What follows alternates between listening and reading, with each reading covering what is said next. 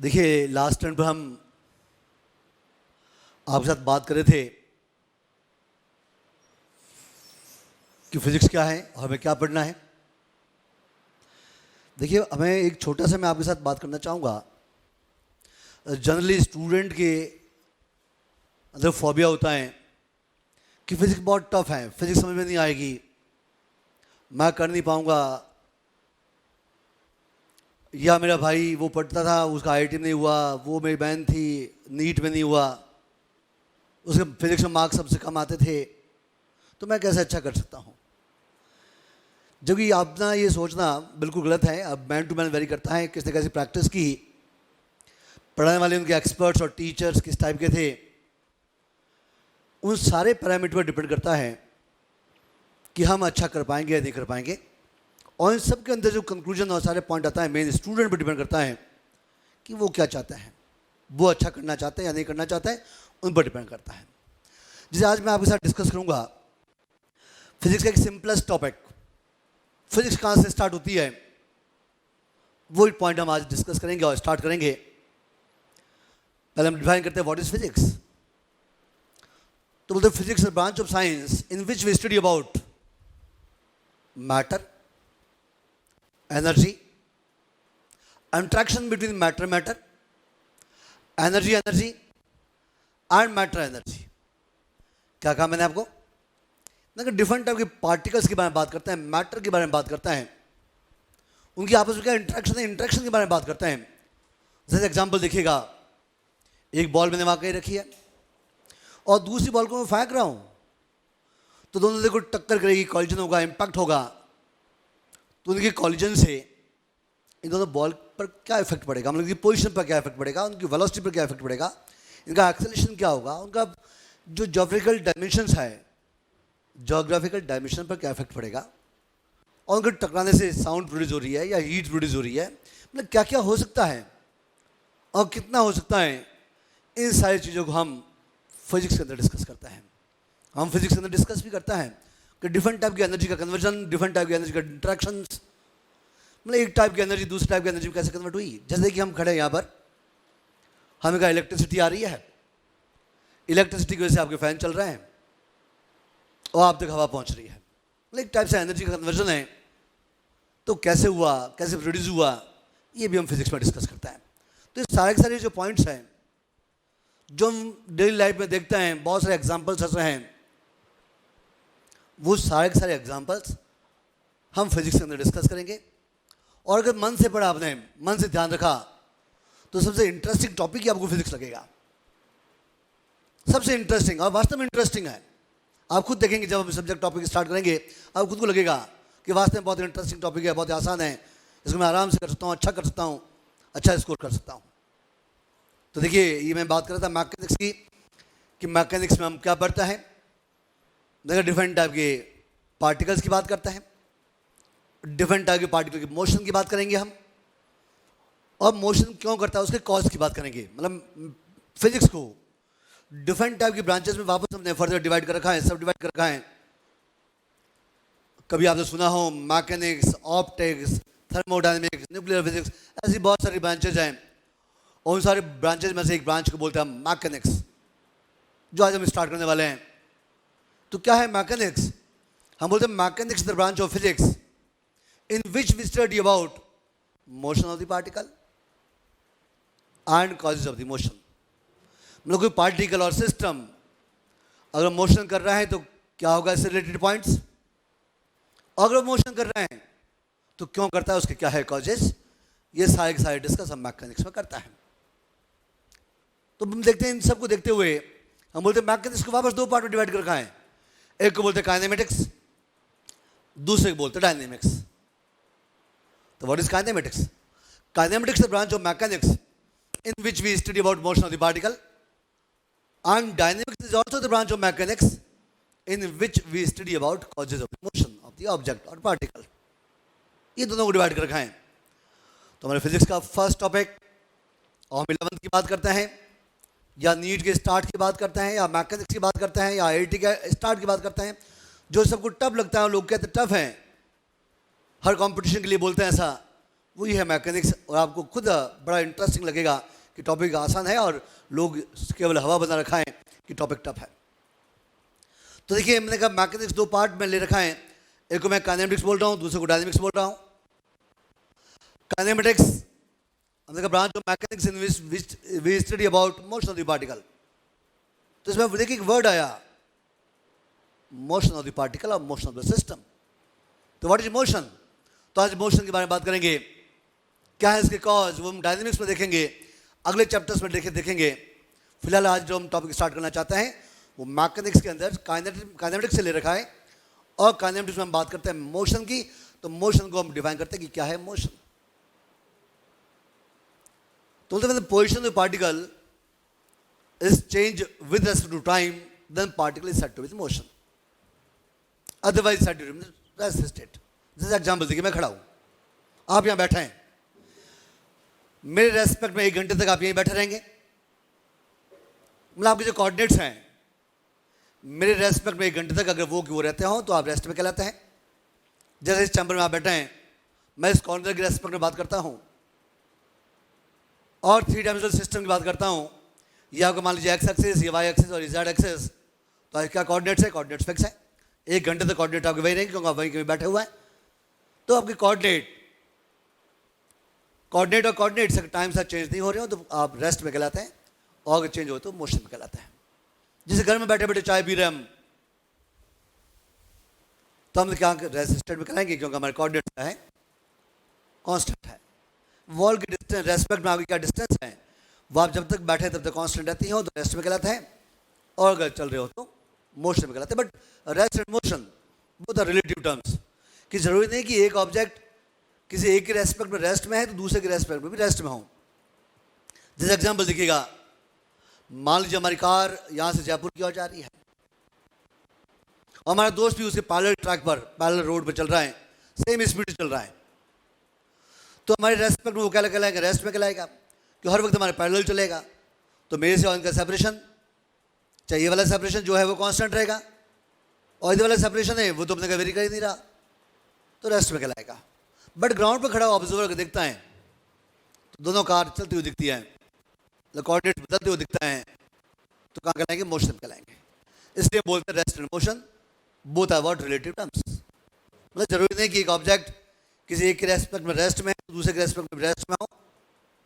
Depend करता है reference frame और देखने वाला, वो कहाँ है, उसकी पोजीशन क्या है, उस पर डिपेंड करता है कि आप रेस्ट में है या मोशन में।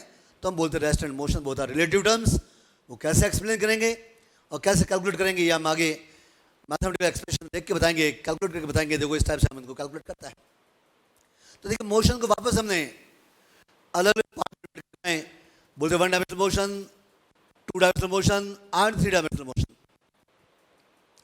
अब 1 डायमेंशनल मोशन से क्या मतलब? जैसे देखिए आप बोर्ड की ओर देखिएगा, या मैं इस बोर्ड की बात कर रहा हूं, इसमें देखिए 2 डायरेक्शन, एक तो ये मान लें और ये मान लें, 2 डायरेक्शन है, तो उसको 2 डायमेंशनल प्लेन कहता है। एक सीधी सड़क हो उसको 1 डायमेंशनल लाइन कहते हैं, और मैं कमरे की बात करता हूं तो क्या बोलूंगा? ये 3 डायमेंशनल स्पेस कहलाता है। तो मैं कहते कोई इंसेक्ट है मान लीजिएगा, और वो इंसेक्ट इस लाइन के अलॉन्ग चल रहा है। अगर इस लाइन के अलॉन्ग चल रहा हो तो क्या होगा? देखिए इस वॉल के रेस्पेक्ट में इसका एक कोऑर्डिनेट टाइम साथ बदल रहा है, उस वॉल के रेस्पेक्ट में कोऑर्डिनेट क्या रहा? सेम रहा। और ग्राउंड के रेस्पेक्ट में देखता हूं तो हाइट क्या रही? सेम रही। तो 2 कोऑर्डिनेट तो वो क्यों रहे, और एक कोऑर्डिनेट टाइम साथ बदल रहा है, और एक कोऑर्डिनेट टाइम साथ बदल रहा हो, 1 डायमेंशनल मोशन कहता है। क्या बोलते हैं उसको अपन? 1 डायमेंशनल मोशन। फॉलो कर रहे हैं आप लोग? क्या मालूम पड़ रहा है? ठीक है, इस टाइप से हम 1 डायमेंशनल मोशन को डिफाइन करते हैं। आप देखिएगा इसमें एक बार, जैसे मान लीजिए स्ट्रेट लाइन, मान लो एक्स एक्सेस, हमने इनिशियल देखा पार्टिकल यहाँ पर है, कुछ टाइम इंटरवल के बाद में देखा उसकी पोजीशन ही होगी। ये कुछ टाइम इंटरवल के बाद मैं बोल रहा हूँ इसकी पोजीशन होगी। पहले क्या था, इस टाइम पर मैंने वो उसको ऑब्जर्व किया तो इसकी पोजीशन और coordinate x equal to x1 था। कुछ टाइम इंटरवल के बाद देखा तो मैंने क्या coordinate x equal to x2 हो गया। The what will B displacement of object in this time interval. तो हम डिस्प्लेसमेंट को मैं डिफाइन करता हूँ, तो देखिए डिस्प्लेसमेंट क्या होगा? ये मैंने x2 माइनस x1, ये इसका डिस्प्लेसमेंट कहलाएगा। मतलब शॉर्ट टाइम इंटरवल के अंदर उसका डिस्प्लेसमेंट क्या हुआ, ये डिस्प्लेसमेंट है। अब देखिए पार्टिकल स्ट्रेट लाइन पे चल रहा है, लौट के नहीं आ रहा, स्ट्रेट लाइन पे चल रहा है, आगे से चल रहा है, तो आप इसको डिस्टेंस कहें या डिस्प्लेसमेंट कहें कोई फर्क नहीं पड़ता, कि हम लास्ट टॉपिक में पढ़ गए हैं। वेक्टर और स्केलर क्या होता है, वेक्टर में डायरेक्शन का रोल बहुत इंपॉर्टेंट होता है और स्केलर में डायरेक्शन को रोल नहीं। तो बोलना चाहते हैं कि अगर पार्टिकल यहाँ से चल के आगे चल रहा है, डायरेक्शन चेंज नहीं हो रही, तो आप डिस्टेंस कहें डिस्प्लेसमेंट के बाद सेम ही है, बट अगर लौट के आ जाता है तो आपको डिस्प्लेसमेंट जीरो हो जाता है, बट डिस्टेंस ट्रेवल्ड क्या होगा, सम ऑफ दिस टू, मतलब कितना गया और कितना आया, तो आप जोड़ दें तो टोटल डिस्टेंस ट्रेवल्ड होगा। ये मैं आप जो आज डिस्कस कर रहा हूँ आपके साथ, ये 9th स्टैंडर्ड का है, बट बेसिक्स है, छोटे पॉइंट्स हैं, हमारे दिमाग में बैठाना है कि क्या पॉइंट है, हम ऑलरेडी पढ़ के आए, बट जनरली हमारी मेमोरी में ये होते नहीं है, तो हम इसको ढंग से रिवाइज करके आगे चलेंगे, कहीं परेशानी है। क्योंकि देखिए धीरे धीरे क्वेश्चन का लेवल हम बढ़ाते जाएंगे, हर लेवल का क्वेश्चन आपके साथ डिस्कस करेंगे, लेकिन चीज़ें हैं बेसिक फंडास और फंडामेंटल वो अपने को पता होना चाहिए, तो कोई परेशानी हमें नहीं मिलेगी। तो क्या होगा डिस्प्लेसमेंट, डिस्प्लेसमेंट को हम इस टाइप से डिफाइन कर सकते हैं। वेलोसिटी, अगर वेलोसिटी डिफाइन करना हो तो वेलोसिटी कैसे डिफाइन करेंगे, हम बोलते हैं delta x by what delta T, ये हमें वेलोसिटी कहलाएगी। वेलोसिटी की दो टाइप की बात करते हैं, हमें कहा कार आपकी चल रही है और कार अगर चल रही हो तो what will be its average velocity और what will be its instantaneous velocity. Instantaneous का मतलब velocity at an instant is said to be instantaneous, मतलब किसी इंस्टेंट पर देखा, इंस्टेंट का मतलब देखिएगा जैसे पीछे कोई कार जा रही है, हमने किसी इंस्टेंट के लिए देखा और मुड़ गए हम, तो जब मुड़े at that time what is velocity, that velocity is said to what, instantaneous velocity, और velocity on the spot is said to what, instantaneous velocity, मतलब किसी इंस्टेंट पर क्या है उसकी वेलोसिटी, वो इंस्टेंटेनियस कहलाएगी। जैसे हम कार चला रहे हैं या मान लो बाइक चला रहे हैं, हम स्पीडोमीटर को देख रहे हैं, किसी इंस्टेंट पर स्पीडोमीटर को देखा, eight that time what is velocity, that is called what is instantaneous. Otherwise हम दूसरे केस में क्या बोलता है, एवरेज वेलोसिटी कहते हैं, ऐसे बोलते हैं। मतलब इंस्टेंटेनियस का मतलब होता है time interval is not equal to zero but what tends to what zero, मतलब फ्रैक्शन ऑफ सेकंड्स के लिए देख रहा हूँ तो उस वेलोसिटी को बोलते हैं इंस्टेंटेनियस वेलोसिटी। तो ये हमने कहा ये आप इंस्टेंटेनियस बोल सकते हैं, और इंस्टेंटेनियस को लिखते हैं D x by D T बोलते हैं, ये इंस्टेंटेनियस वेलोसिटी का फॉर्मूला हो गया। देखिए यहाँ डेल्टा लिखा हुआ है, यहाँ डी लिखा हुआ है, डेल्टा का मतलब होता है चेंज, डी का मतलब भी होता है चेंज, डेल्टा का मतलब लार्ज चेंज और डी का मतलब होता है, हमने कहा स्मॉल और बहुत कम चेंज हो उसको डी से लिखते हैं। और ऐसे लिखते हैं हमारे पास इस जो फॉर्मूले को हैं इसमें एक चम बोलते हैं, इसको बोलते हैं ऑपरेटर बोलते हैं, इसको डिफरेंशियल ऑपरेटर कहते हैं, जो लास्ट मैथमेटिक्स में पढ़ गए हैं या पहले चैप्टर में पढ़ गए हैं कि डिफरेंशियल ऑपरेटर क्या होता है, इंटीग्रल ऑपरेटर क्या होता है और कैसे उनको आगे अप्लाई करेंगे, तो वो अप्लाई करने का तरीका हम इस चैप्टर के अंदर आपसे डिस्कस करेंगे। इसको बोलते हैं हम क्या, एक्स का टाइम के रेस्पेक्ट में डिफरेंशिएशन, मतलब एक्स की वैल्यू टाइम के साथ कैसे चेंज हो रही है, चेंज बताने का जो तरीका है उस चेंज बताने के तरीकों को बोलता है डिफरेंशिएशन कहता है। डिफरेंशिएशन का मतलब तोड़ना, मतलब वेरिएशन चेक करना, मतलब कोई एक पैरामीटर और कोई फिजिकल क्वांटिटी दूसरी क्वांटिटी के रेस्पेक्ट में कैसे चेंज होती है, उस चेंज को चेक करना, उसी को क्या बोलते हैं डिफरेंशिएशन कहते हैं, जो हमने प्रीवियस चैप्टर में डिस्कस आपके साथ किया था। तो क्या लिखा हुआ है यहाँ पर कि एक्स का टाइम के रेस्पेक्ट में डिफरेंशिएशन करना, तो कैसे करेंगे डिफरेंशिएशन, वो हमारी इक्वेशन पर डिपेंड करता है, हमारे क्वेश्चन पर डिपेंड करता है, हमें क्या पूछा गया है उन पर डिपेंड करता है। तो देखेंगे आगे कि किस तरह से अप्लाई करते हैं। फिलहाल मोशन को डिफाइन करते हैं, और मोशन में तीन पैरामीटर इंपॉर्टेंट होता है, क्या होता है डिस्प्लेसमेंट, क्या होता है वेलोसिटी एंड क्या होता है एक्सेलरेशन। तो हम एक्सेलरेशन निकालते हैं, एक्सेलरेशन होता क्या है। देखिए हमने कहा ऑब्जेक्ट स्ट्रेट लाइन पर चल रहा है, इनिशियली में देखा उसकी वेलोसिटी हमने कहा ये है, कुछ टाइम इंटरवल के बाद वेलोसिटी ये हो गई, तो what will be it's acceleration. तो एक्सेलरेशन को डिफाइन करना चाहता हूँ, तो ये एक्सेलरेशन को इस टाइप से डिफाइन कर सकते हैं। देखिए rate of change velocity, velocity change हो रही है, किस रेट से चेंज हो रही है, rate of change of velocity is said to what acceleration. इसको हम इस टाइप से डिफाइन करते हैं, और आप लिखना चाहते हैं ऐसे लिख सकते हैं delta U by delta T, और वो इंस्टेंटेनियस की बात करूंगा तो बन जाएगा D you by what D T बन जाएगा। ये आपका एक्सेलरेशन का मैथमेटिकल एक्सप्रेशन आ गया। मतलब डिस्प्लेसमेंट क्या होता है, ये डिस्प्लेसमेंट, वेलोसिटी क्या होती है, ये वेलोसिटी, और एक्सेलरेशन क्या होता है, ये एक्सेलरेशन। ये देखिए मोशन के अंदर जहाँ जहाँ मोशन की बात की जाएगी, जहाँ जहाँ टॉपिक के अंदर मोशन लिखा होगा, उस मोशन के अंदर पूछा जब भी कुछ पूछा जाएगा, आपको डिस्प्लेसमेंट कैलकुलेट करना होगा, आपको वेलोसिटी निकालना हो सकता है, आपको एक्सेलरेशन निकालना हो सकता है। मतलब ये तीन पैरामीटर निकाल दिए, मतलब कंप्लीट मोशन के बारे में इन्फॉर्मेशन आ गई। आगे हम पढ़ेंगे जैसे one dimensional motion, two dimensional motion, लिखा हुआ projectile motion, circular motion, simple harmonic motion, मतलब हर एक के पीछे देखो क्या लिखा हुआ, मोशन लिखा हुआ है। तो जब मोशन लिखा हुआ है हर जगह डायरेक्टली इनडायरेक्टली हमें कैलकुलेट करना होगा डिस्प्लेसमेंट क्या होगा, वेलोसिटी क्या होगी, एक्सेलरेशन क्या होगा, और किस टाइम पर कौन सा पैरामीटर क्या होगा, ये हमारे चैप्टर में कैलकुलेट करना होगा। बिल्कुल इजी है, ये फॉर्मूला अगर हमें पता हो तो आराम से सॉल्व कर सकते हैं और देख सकते हैं। समझ गए? तो इस टाइप से बोलते हैं कि अगर पार्टिकल वन डायरेक्शनल मोशन कर रहा हो तो डिस्प्लेसमेंट, वेलोसिटी एंड एक्सेलरेशन को डिफाइन कैसे करते हैं। डिफाइन करने का तरीका हमारा ऐसा है। अब देखिएगा, हमने कहा इस चैप्टर को और वन डायरेक्शनल मोशन को 3 पार्ट में डिफाइन कर रखा है। देखिए, एक तो आपने 9th में पढ़ा था equation of motion. Equation of motion क्या कहती है, कोई ऑब्जेक्ट में मोशन कर रहा है तो उसके मोशन से रिलेटेड पैरामीटर और डिफरेंट पैरामीटर्स आपस में किस टाइप से रिलेटेड होते हैं, उनका रिलेशन पता करना। जैसे डिस्प्लेसमेंट, वेलोसिटी, एक्सेलरेशन, टाइम, ये आपस में इंटर रिलेटेड किस टाइप से रहते हैं। इसलिए साइंटिस्ट न्यूटन ने काम कर रखा है। तो न्यूटन साइंटिस्ट के नाम, न्यूटन के नाम से हम जानते हैं Newton equation of motion for uniformly accelerating body. Straight line पर कोई ऑब्जेक्ट यूनिफॉर्म एक्सेलरेशन चल रहा हो तो डिफरेंट टाइप के पैरामीटर आपस में किस टाइप से रिलेटेड होंगे वो हम पता करना चाहते हैं। डाउट, कोई एनी डाउट? ये टॉपिक ऑलरेडी हम पढ़ चुके हैं। ये टॉपिक ऑलरेडी हम डिफाइन कर चुके हैं। जो मोशन से रिलेटेड पैरामीटर्स हैं या 9th में डिराइव किए थे, वो डिराइव मैं वापस करना चाहता हूं। जो हमारे सिलेबस की डिमांड है, हमारे चैप्टर की डिमांड है, और हमारे 11th में वापस आया हुआ है। नीट और आईआईटी में पहला चैप्टर ये आया हुआ है, इसलिए मैं आपके साथ डिस्कस करना चाहता हूँ। तो बात करना चाहता हूँ मैं आपको कि पार्टिकल की स्ट्रेट लाइन पर चल रहा हो तो उसके मोशन से रिलेटेड डिफरेंट पैरामीटर्स, मतलब velocity, displacement, acceleration and time, ये आपस में किस टाइप से रिलेटेड होता है, वो रिलेशन हम यहाँ पर पता करना चाहते हैं। देखिएगा एग्जाम्पल, जैसे देखिएगा मैंने ये एग्जाम्पल आपके साथ लिया कि पार्टिकल स्ट्रेट लाइन पर चल रहा है, इसी को वापस हम रिराइट कर रहे हैं। ये मान लो स्ट्रेट लाइन, इसके अलॉन्ग पार्टिकल आपका चल रहा है। हमने कहा यहाँ मैंने रखा ये ऑब्जेक्ट, मान लो इसका मास है मैं इसको फोर्स लगा रहा हूँ, तो फोर्स के इफेक्ट में क्या होगा, आपका ऑब्जेक्ट चले चेंज होगा। मान लो इसकी इनिशियल वेलोसिटी है और कुछ टाइम इंटरवल के बाद इसकी वेलोसिटी मान लो क्या हो गई, v हो गई। देखिए इनिशियली मैंने देखा यहाँ पर था ये, कुछ टाइम इंटरवल के बाद मैंने कहा यहाँ मिला। क्या बोल रहे हैं आप? देखिए इसकी वेलोसिटी में कितना हुआ चेंज इस टाइम इंटरवल के अंदर।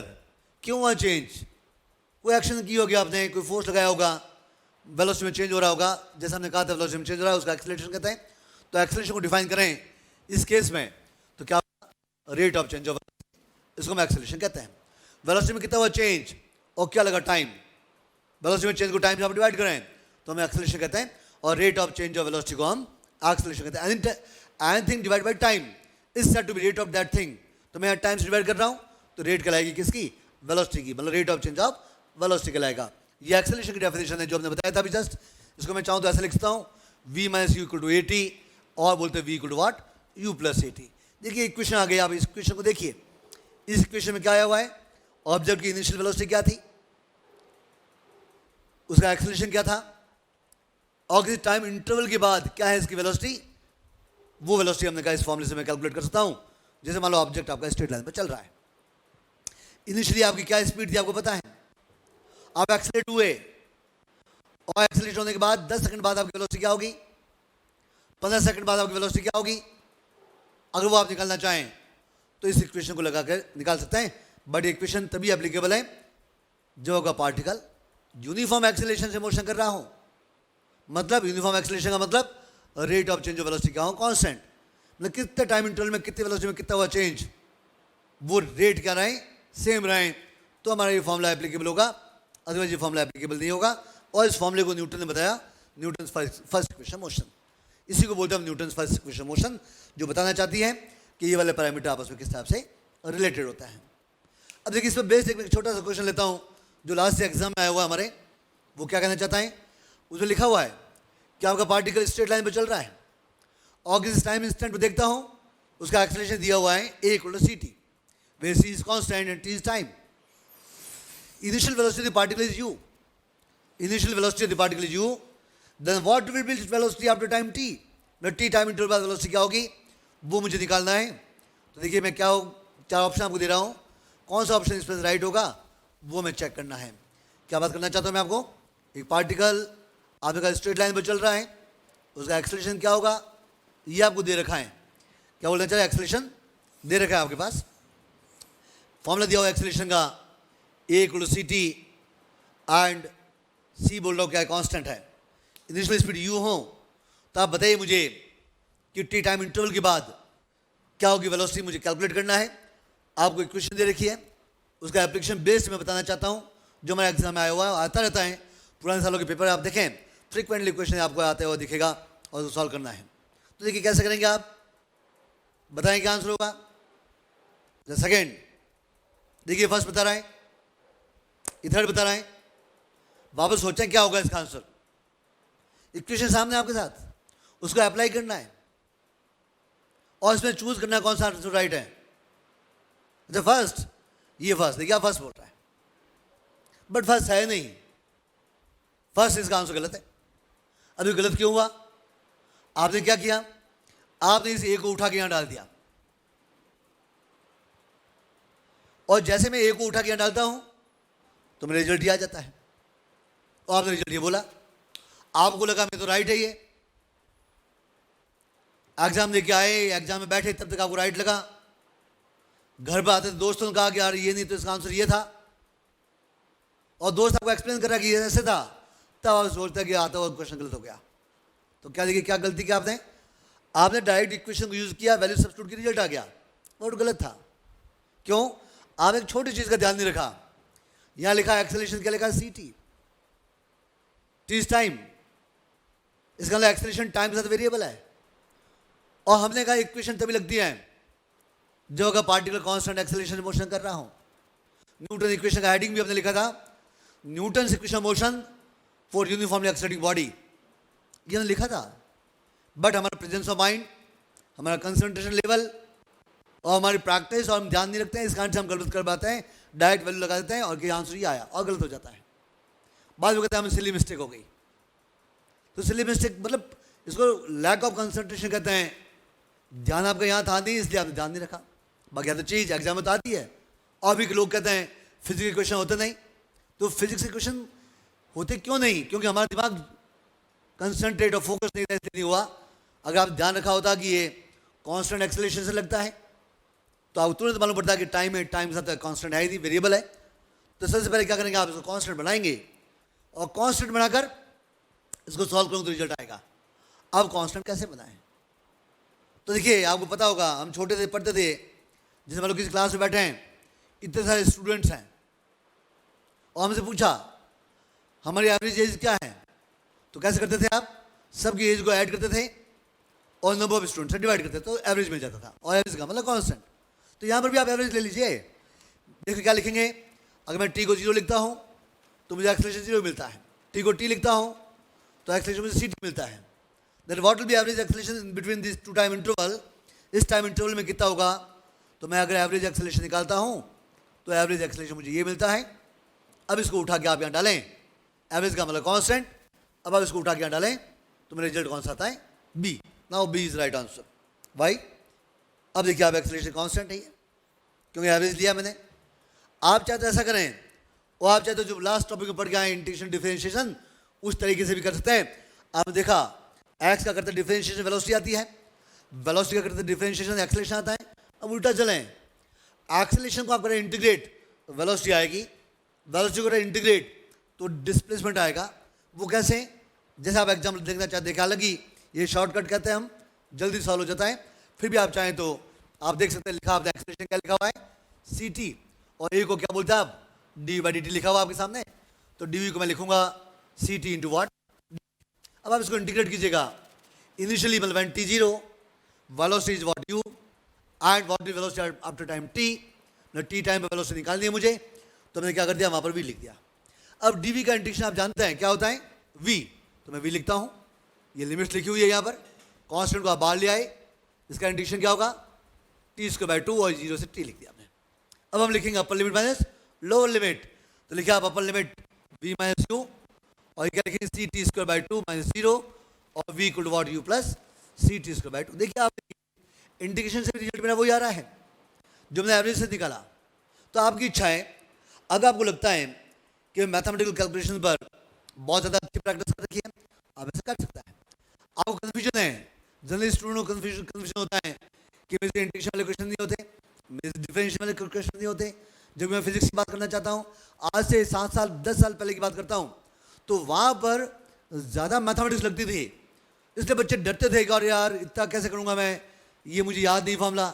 अब सिनेरियो चेंज हो चुका है, इतनी ज़्यादा मैथमेटिक्स फिजिक्स में नहीं लगती, वो मैथमेटिक्स लगेगी। हमारे फिजिक्स में तो मेन फिजिक्स पर ध्यान रखना है, कोर सब्जेक्ट पर ध्यान रखना है। आजकल जो कंपटीशन क्वेश्चन आते हैं वो कोर को ध्यान रखते हैं, मतलब फिजिक्स को ध्यान रखते हैं, फिजिक्स को ध्यान रख के क्वेश्चन पूछे जाते हैं। इसलिए आप डरने की जरूरत नहीं। मेन जो छोटे छोटे फॉर्मूला है, बेसिक फॉर्मूला है, उन बेसिक फॉर्मूले पर जरूर ध्यान रखें, वो तो आएंगे आएंगे, वो आपको आने भी चाहिए। समझ गए आप? जैसे मैंने अभी लगाया कि मैं एवरेज से भी कर सकता हूँ, इससे भी कर सकता हूँ, तो कर सकते हो, प्रॉब्लम तो कुछ है नहीं, वो तो करना ही है आपको। लेकिन ये जो कहता है कि नहीं फिर मैथमेटिक्स मतलब लगा, हमें समझ में नहीं आया, अरे कहाँ से नहीं आया, सिंपल फॉर्मूला था, वो सिंपल फॉर्मूला को लगाना है, सिंपल फॉर्मूला आएगा समझ में। तो इस टाइप से हम क्वेश्चन सॉल्व कर सकते हैं।